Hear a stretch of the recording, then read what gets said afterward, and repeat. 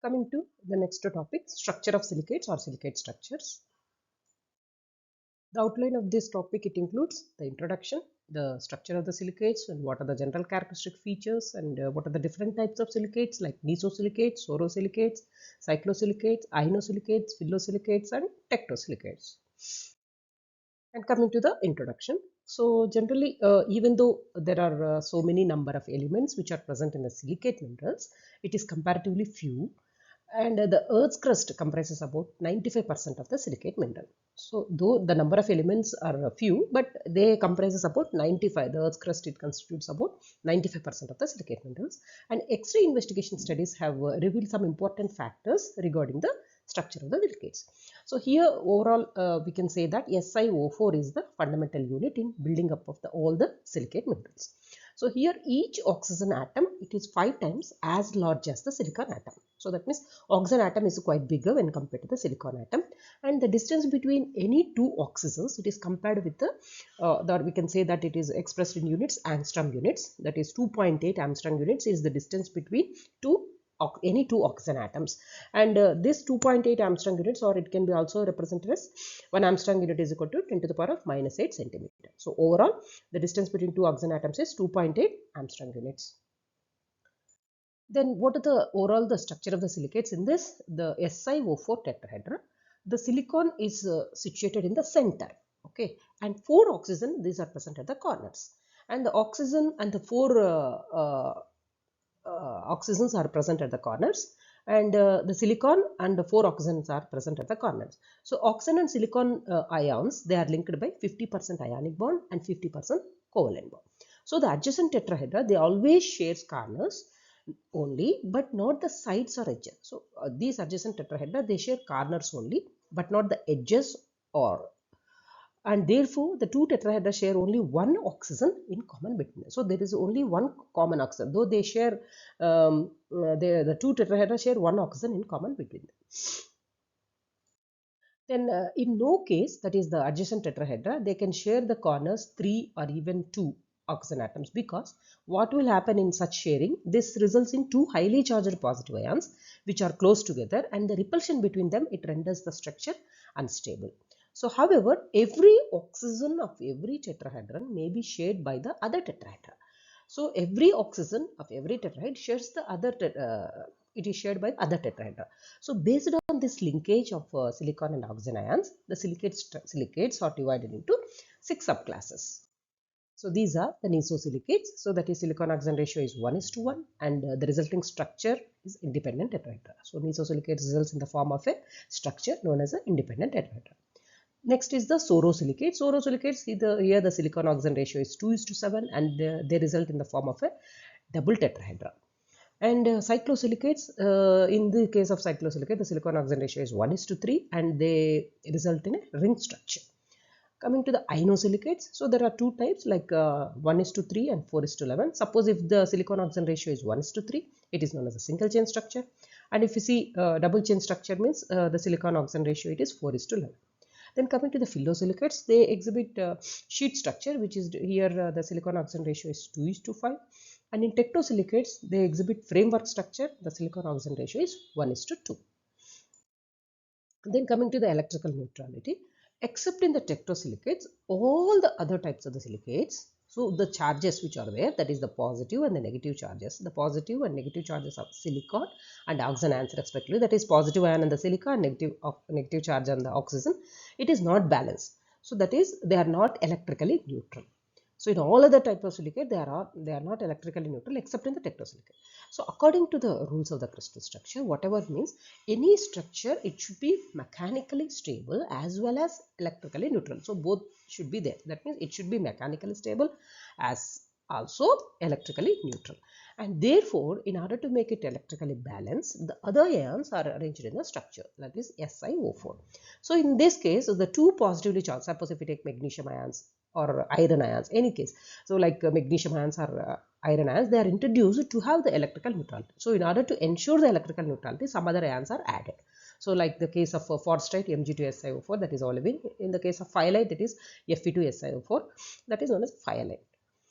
Phyllite. So here, like this, the electrical neutrality is balanced. Then overall, the general characters, if you take the silicates, these are the minerals which contain the anions of the silicon and oxygen. So there are many types of the silicates because the silicon oxygen ratio can vary very widely. Overall, but however, you can say that in all the silicates, the silicon atoms are found at the centers of the tetrahedron with oxygen atoms at the corners. Always silicon will be present, that is known as its coordination number also. So silicon will be present at the center, it is surrounded by oxygen atoms or corners. Then the silicon is always tetravalent, that means it has an oxidation state of +4. And here the variation in the silicon to oxygen ratio it occurs. Why this variation will occur? Because the silicon oxygen tetrahedra may exist as an individual, that is discrete independent units, or they may also share the oxygen atoms at the corners or edges, or in rarer cases, there are in few instances there may be a several ways. So thus the silicon to oxygen ratio it varies according to the extent to which the oxygen atoms are shared. How the oxygen atoms are shared by the silicon atoms as the tetrahedrons are linked together. So the linkage of these tetrahedrons, they provide, this is very easy way, convenient way of classifying the silicates. Then there are the seven different classifications are commonly recognized as we have discussed.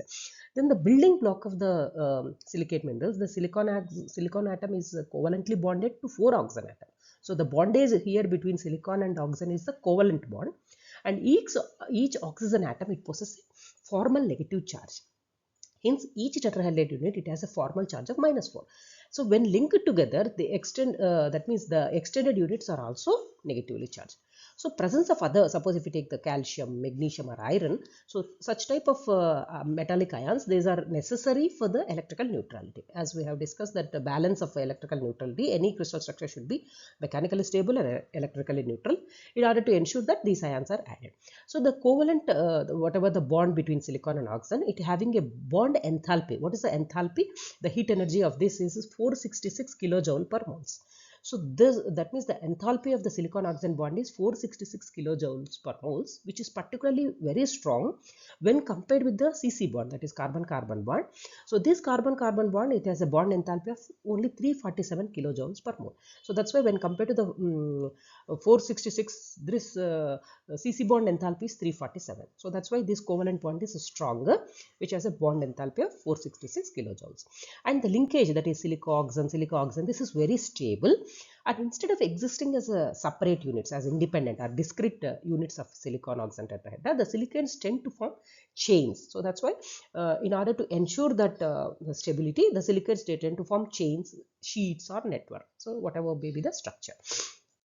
Then coming to the nesosilicates, in this type, the tetrahedra do not share the corners. They don't share the corners, and hence the silicon oxygen tetrahedra they occur as individual entities, as separate entities, as you can see in the diagram. The resulting composition as a result we get is SiO4, and the excess charge of -4. This is balanced by how this balance is how this charge excess charge -4 is balanced by two bivalent cations like 2Mg2 plus or 2Fe2 plus. So here these silicates are chemically diverse. So what are the examples? We can see that so many minerals, like if you take olivine, then andalusite, sillimanite, kyanite, staurolite, speen, all these are the examples for nesosilicates. Then the nesosilicates, these are also known as orthosilicates. These are very simple type of silicates. And if the corner oxygens are not shared with other silicon oxygen tetrahedrons, each tetrahedron will be isolated. So thus why this group is often referred to as island silicate group of minerals. That means they are very isolated. So because the corner oxygens are not shared with the other silicon oxygen tetrahedra, that's why they are isolated. So these are also known as island silicate group. So the basic structural unit is then SiO4 4 minus. In this group overall we can say that the oxygens are shared with the octahedral groups which contain the cations like magnesium, zircon or calcium. And the simple structure it is containing the discrete, that is independent silicon oxygen tetrahedral units. Then coming to the these nesosilicates are also known as orthosilicates. How do we characterize them? What are the characteristic features? They are characterized by equidimensional crystals. So that means the crystals are very equal in shape. They are equidimensional crystal, and they are generally hard, and they have high specific gravities and high indices of refraction. Nesosilicates for the sorosilicates. And how do we characterize the sorosilicate? These are characterized by double tetrahedral structures. So here, as we have seen in the diagram, they are characterized by two tetrahedral structures or double tetrahedral structures in which one oxygen is shared between the two silicon ions, and the resulting position or composition is Si2O7, and they have characterized by, say, high specific gravities, high refractive index, and these minerals will have tabular habit. So this is the important characterizing feature, that they will have a tabular habit. And chemically, sodium, potassium and aluminum, these generally all these minerals may be lacking. So sodium, potassium and aluminum are generally lacking. So these are the overall characteristic features of sorosilicates. Then coming to cyclosilicates, these cyclosilicates, they form a ring-like structure as you see in the diagram. So these are known as the ring silicates. They are also known as the cyclosilicates, are also known as the ring silicates because of the ring structure. If two of the oxygens are shared and the structure is arranged in a ring, such as it has shown in the diagram, we get the basic structural unit of the cyclosilicates. This is also known as a ring structure or ring silicates. So suppose if we take in benitoid, 3 SiO4 tetrahedrons are shared. They share the corners. That is BaTiSa3O9. This is known as a benitoid. 3 SiO4 units are shared. And in axenite, in the case of axenite, 4 tetrahedra are shared. Suppose if we take beryl, that is Be3Al2Sa6O18, 6 tetrahedra share the corners. Like that, number of tetrahedra, they share the corners. Based on that, the crystal arrangement can be seen. So here in benitoid, 3 structural units are shared, and in axenite, 4 tetrahedra are shared, and in beryl, 6 tetrahedra are shared. Then cyclosilicates, these are also known as the ring silicates or metasilicates. What are the characteristic features? They are characterized by sharing of 2 oxygen atoms of each tetrahedra with the other tetrahedra or neighboring tetrahedra. So here there may be different types of tetrahedron, like rings of 3 tetrahedra or maybe 4 tetrahedra or 6 tetrahedra, they are known. And they have the formulae like Si3O96 or Si4O12 or Si6O8 So that means they have the rings of, suppose if we take 3 or 4 or 6 or 6, 8 or 12, like that. So they exhibit either trigonal or hexagonal symmetry. Suppose if we take the benitoid and tourmaline, they are 3-membered ring structure. And if you take axenite, it is a 4-membered ring structure, and beryl, it is a 6-membered ring structure. In inosilicates, the tetrahedra are linked in such a way to produce the chains of indefinite extension. So as a result, they will form a chain structure. So there are two types of chain structure. They are single chain and double chain. In single chain structure, the tetrahedra share corners only, and as a result, the chemical composition is SiO3. So suppose in the case of double chain structure, only half of the tetrahedra, they share 2 corners, and the other half tetrahedra, they share 3 corners. So as a result, we will get Si4O11. So I hope this is clear. That is, in the case of double chain structures, half of the tetrahedra, they share 2 corners, while the other half, it share 3 corners. So hence the structure, the resulting composition is Si4O11. Then single chain silicates or chain silicates. So if 2 of the oxygens are shared in a way to make a long single chains of linked silicon oxygen tetrahedra, we get the single chain structures or single chain silicates.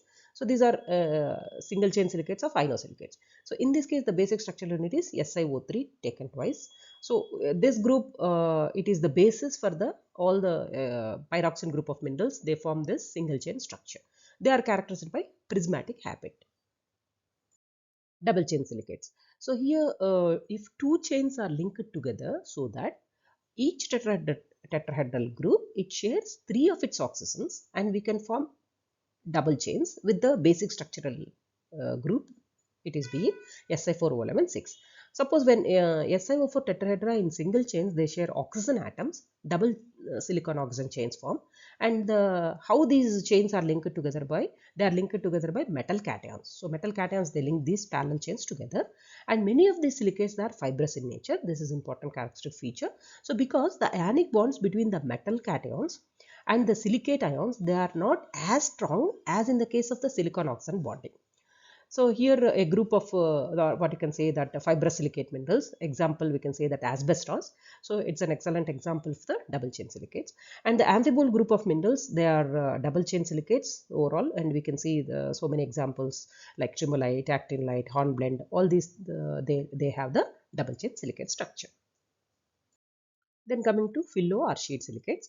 Sheet silicates means if 3 of the oxygens from each tetrahedral group are shared such that an infinite sheet of silicon oxygen tetrahedral units are shared, so that we get the basis for all the phyllosilicates is the sheet silicates or sheet structure. So in this case, the basic structural group is Si2O5 and number of units 2. So like that, the micas, clay minerals, chloride, talc, serpentine, all these are minerals. They have the phyllosilicates or sheet silicates based on this structure. So we can say that muscovite, biotite, all the mica group of minerals, they also exhibit this phyllo or sheet silicate structure. So here in the case of the talc also it has this sheet structure, or it's a phyllosilicate. This has a structure consisting of layers which occur in the form of a parallel sheets, and all of the strong bonding interactions among the atoms, they occur within the layers. And here you can see that two parallel sheets, they have one unshared oxygen of the tetrahedral, they are pointing towards each other. So as a result, in the middle of these layers, they are with magnesium and hydroxide ions. So these magnesium and hydroxide in the center, they serve as the binding agents. They bind the two silicate sheets together. So here only weak van der Waals forces, they hold the layers together, and thus they can slip very easily. So due to the weak bonding, that is known as a van der Waals bonding, the layers are, they can slip easily of one another. And so this is the property that make up the talcum powder. It can be like from the talc we can get the talcum powder. If it is pulverized, it will get the talcum powder. It is a very soft and fine powder. So this is the important characteristic feature of this sheet silicates.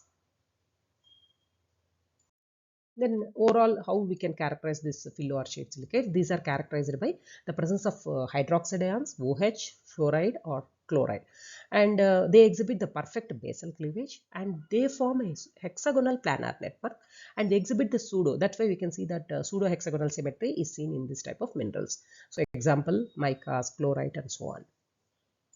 Coming to the tektosilicates. In tektosilicates, all the tetrahedra share all the corners with the neighboring tetrahedra, and as a result, they form three-dimensional network. So here the overall, the resulting composition is SiO2, and excellent examples we can see that quartz, feldspars, feldspathoids, zeolites, they exhibit this tektosilicate structure. And in orthoclase of feldspar, 1/4 of the silicon is substituted by one aluminum ion, and for every silicon there will be one aluminum and one potassium is introduced in the large interstices, so in the framework. As a result, so we can get these minerals are very massive and hard also.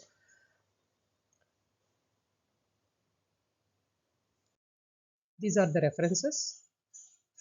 See you in the next video. Thank you for your time.